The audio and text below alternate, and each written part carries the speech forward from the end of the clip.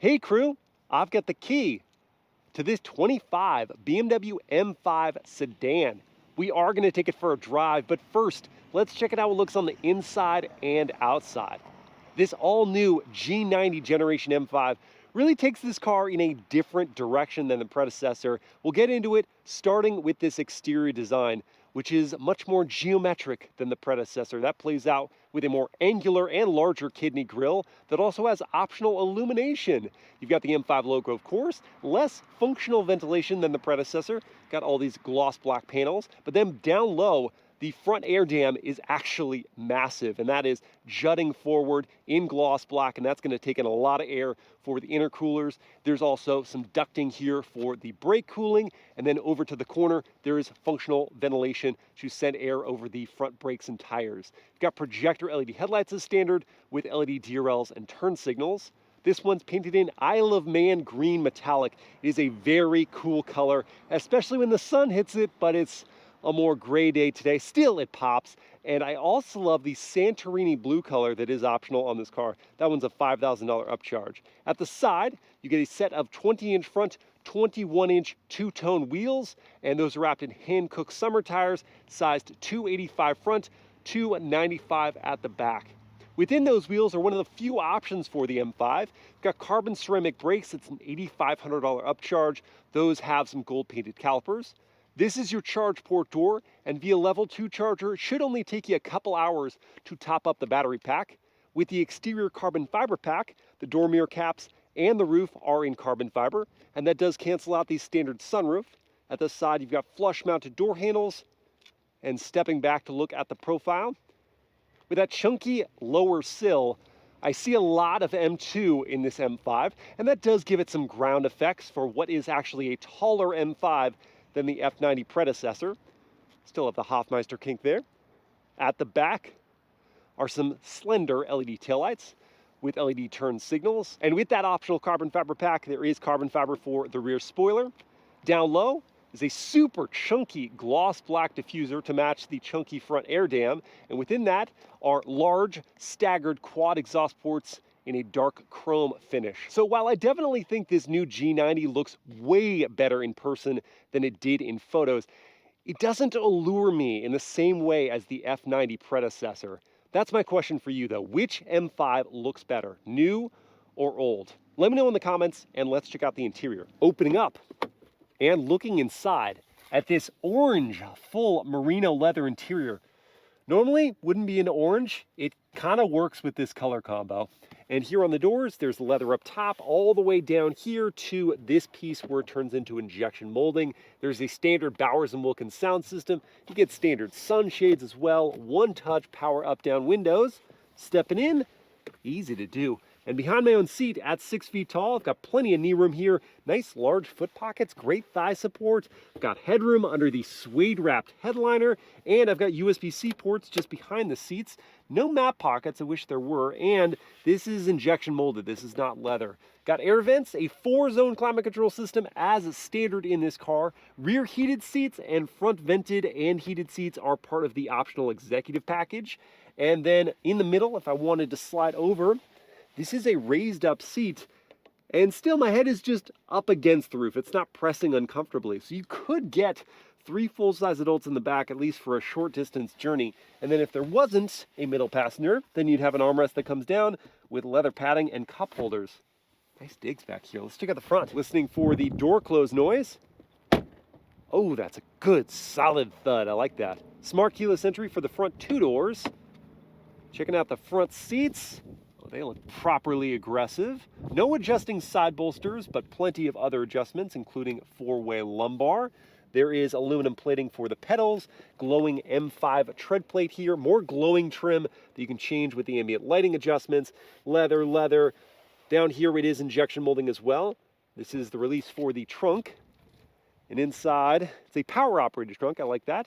Inside, I do have some stuff loaded in the back. This is 17 cubic feet, but as you can see, it is a narrower trunk area than the predecessor because we've got some of the hybrid battery system off to the sides. If you want to fold down those seats, 40, 20, 40, you can pull on these 2 levers for your convenience. Hit this button to close up the lid, hit the other one to lock the car. sliding into the driver's seat. Look at all this gloss carbon fiber around me. And that's all standard on this new M5. Looking at the steering wheel, leather wrapped. It's got a flat bottom to it that says Sport. Tricolor stitching in the inside. Thickly padded, feels great in the hands. Large paddles for manual shifting. Large M1 and M2 customizable drive functions. These buttons adjust the driving assistance features. These adjust your media settings. Digital gauge cluster is vivid and it's reconfigurable. You've got a head-up display. In the same housing as the gauge cluster is a 14.9-inch touchscreen with the latest iDrive software. It's fast. It's got great graphics as well. It's customizable. It's got wireless Apple CarPlay and Android Auto. I like using this system. I just wish there were physical climate control redundancies. You have the defrosters down here, but your temperature, you got to use the touchscreen for. That's not as distracting while driving. But for fan speed adjustments, you do have to go into the climate menu, then increase or decrease or hit auto or something like that. And that could be a little distracting while your eyes should be up on the road. Further down, we've got 2 wireless charging pads, 2 USB-C ports, plenty of device charging in this vehicle, ambient lighting around the cup holders, gloss black trim, it just isn't my favorite. Smudges, scratches, collects dust. It just doesn't look good unless this car is brand new, which it is right now. This dial will control your infotainment if you don't want to touch the screen. Glad for that, along with the hotkeys, physical volume knob, always good, and seat controls behind, drive mode adjustments, gear selection. Hit this to open up the small center console. Not much is going to fit in there. Then as for visibility, good out the front, tall side glass, little blind spot at the seat pillar, but that's what the blind spot monitoring helps with. Great view out the back, even through the rear view. All right, I think it's time. Let's take this new M5 for a drive.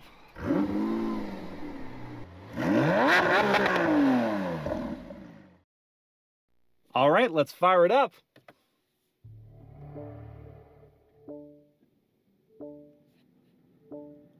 And that, apart from Chime, Silent Startup is the first giveaway that something is different with this new M5.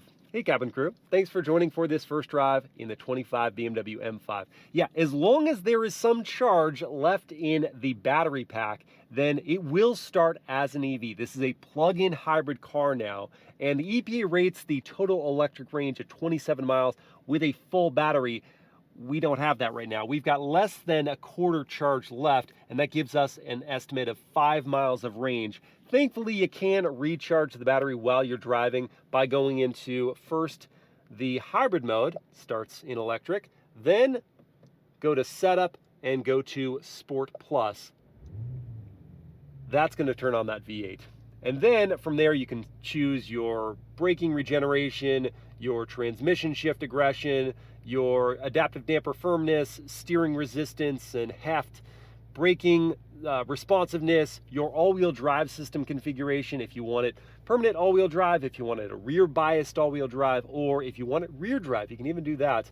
And then how much synthesized sound of V8 do you want piped into the cabin, all or nothing? And so right now I'm going to leave it on just to see what that sounds like, and then throw on my seatbelts, go into drive, and let's begin with a turning radius test. Something simple here. So I'm going to have the wheel fully cranked and see just how tight it turns around in a very succinct circle thanks to the standard rear wheel steering system. And what about the world famous horn test? We got to do that. What's that sound like? Traditional. There's nothing really remarkable about that horn, and I kind of thought there would be. What about the turn signal sound as I get going here? A classic BMW tune. It is quite loud though. So back to the powertrain. We've got a twin-turbocharged 4.4-liter V8 paired with an electric motor, and that combination gives us 717 horsepower now and 738 pound-feet of torque. That's 100 horses more than the outgoing F90 M5. But it comes at a cost. This vehicle now weighs 1,000 pounds plus more than what that car weighed. And so we already know the driving dynamics are going to be different, but we have to suss out how different and in what ways. How about the simple fact that it can be an EV if you want it to be? So go into the electric mode and the V8 goes away. And you have that instantaneous throttle response, that smoothness of acceleration up to speeds of, I think, 82 miles per hour, or if I went to the full kickdown of acceleration, while there is charge in the battery, this behaves just like any other pure EV. That is, with the exception of the braking regeneration. It's not so pronounced like you can get in one-pedal driving EVs, but it is some regen braking. It is some natural slowing that happens. And so you're getting that around town smoothness. You're getting that first part of your commute tranquility. The only thing that is at odds with that is the fact that when you don't have the natural NVH that comes from the gas engine churning, you do hear some other road noises like tire hum that I'm getting inside this cabin. It's not terrible, but it is something that is pointed out to me as I'm driving around here. But this is just a different experience of the M5. Whether the car is just sitting in your driveway, getting the climate control just right with remote start, not having the V8 rumble away and disturb your neighborhood, or just whether you're starting your day with your heated seats or ventilation, depending on the time of the year, you just have this kind of relaxation that wasn't necessarily a given in the predecessor, the F90. And the ride compliance is excellent in this car. The adaptive dampers, when they're set to the comfort mode, just absorb the harshness of the road. And so even when you've got chop, like on this road surface, you have the firmness of a sports car. So I feel the undulations, I feel the texture of the road come into my seat, but it's not shattering my teeth. It's not so disruptive. It's staying as a luxury vehicle should. And I like this side of the new M5, I'll be honest.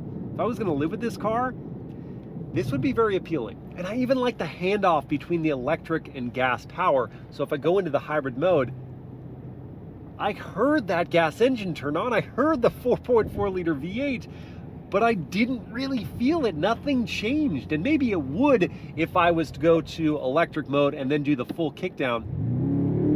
Yeah, that was pretty obvious. But in the other style of driving, it's a very seamless transition. I will admit that all the different drive settings you can choose, the M hybrid modes, the setup screen, it can be overwhelming, at least initially when you're just getting used to the car, but thankfully it can be condensed by just having your favorite presets in the M1 or M2 modes. You could have maybe M1 just be your daily driver mode and then M2 be your performance driving mode. However you want to do it, it is just nice that there are those quick selects to distill this into something manageable every day. And on the topic of daily use, I really do love these seats. They look so aggressive, but they don't feel that way when you're inside them. The padding is supple, they're ergonomically shaped, the adjustability is terrific. For me at 6 feet tall, I still have headroom above, and the tilt and telescope of the power adjusting steering column brings the wheel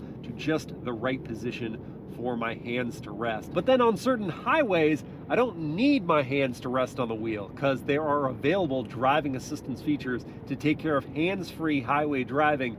This is not one of those roads, so I do need my hands on, but I can take them off for a sec to just demonstrate how it will stay in the center of the lane even on a curve like this one, and it'll also help me with lane changes. If there is an opening, it will take the car over and then center it in that lane. And with the adaptive cruise control that we have, these really go a long way to reduce the fatigue of long highway commutes. And as for the cabin volume at these highway speeds, apart from that light tire hum, which I even noted around town, this is a very well insulated cabin. Not much wind noise, not much outside road noise. Just feels like a thoroughbred luxury product in this environment especially. So clearly this car has got the daily drive covered, but what about what makes it an M5? I'm gonna find out starting with a real world 0 to 60 test. I've got my race box set up here to record, and all the launch control conditions are programmed into the M2 mode, holding my foot on the brake, pinning the throttle, building up the revs, and letting it go. Oh my gosh. Oh, there's 60 in 3.23 seconds. The electric boost is beautiful. And that time very well could have been quicker with a full charge of the battery. We did that with just a quarter charge, and that's wild. But an M5 has to deliver dynamically as well. So let's see how it gets on through some tighter curves. Doesn't have a propensity for understeer with the all-wheel drive system set to sport. You have traction turned off, stability turned on. Shifts are super quick with this 8-speed automatic in manual mode. Steering is light. I don't necessarily have a problem with that. And it builds resistance acceptably through curves.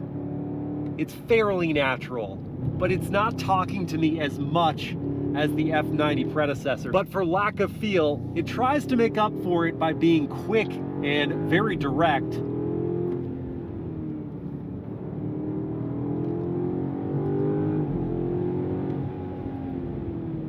Limited slip differential at the back, working overtime to get that power down. This is a lot of fun. And it's so stinking fast. Just everywhere. The more you push it, the more you're aware of the additional mass compared to the F90. But I mean, with the rear wheel steering system, with this great all-wheel drive system, it does a pretty terrific job containing it.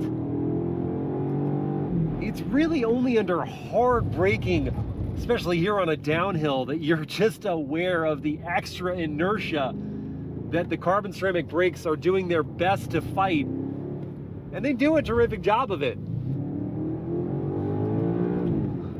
I don't know if I'd feel as confident doing this, at least for a long run, without the optional carbon ceramics. If you worried whether this new G90 M5 would be fun to drive, I can put those fears to rest. It's not only a rocket ship, I mean seriously. It is enjoyable. It's enjoyable to sweep through curves. It's enjoyable to take control and feel the vehicle respond to your inputs. Is it quite as razor sharp as its predecessor in this environment? I'm not entirely sure, but it would really take me owning an F90, living and breathing that car, then hopping in behind the wheel of this one to want to build a case for how it's lost its edge. I think the edge is softened a little bit, and I think it's, as a proportion in the pie diagram, favoring more the daily comforts versus the visceral canyon carving, driving immersion. And perhaps that's a concern for the trajectory of the M brand if they continue to shift those ratios. So this is just a Lexus with the BMW badge and a lot of power. But for now, I don't get that. This is still very much an M5. And more so if you really were looking for something that had better technology and more creature comforts and more versatility and better fuel economy, then this M5 delivers. If you wanted something that was sharper to drive, you're just gonna be a little disappointed. And if you're excited about what BMW is doing with this new M5 and you want one, it's gonna cost you $120,675 to start. This one is tested with pretty much all the options you can equip apart from the paint job, is about $141,000. And I don't think that price point is astronomical, especially when you consider the other plug-in hybrid performance four-doors like the Porsche Panamera Turbo e-Hybrid or the, get ready for the mouthful, Mercedes-AMG GT63 SE Performance four-door coupe. Seriously. It's way less expensive than those cars. It's also a little less expensive than the Audi R7 Performance, which doesn't have any plug-in hybrid technology and makes less power. And it is going to be quite a bit more expensive than the Cadillac CT5V Blackwing, which of course you can have with a manual transmission. So I don't think the price is out of place, and I think it could be very compelling if you want this new slightly adjusted M5 recipe. Let me know what you guys think. Which would you choose? And I hope you've enjoyed this POV drive review. If you did, please like, comment, and share it. And I'll see you again next time.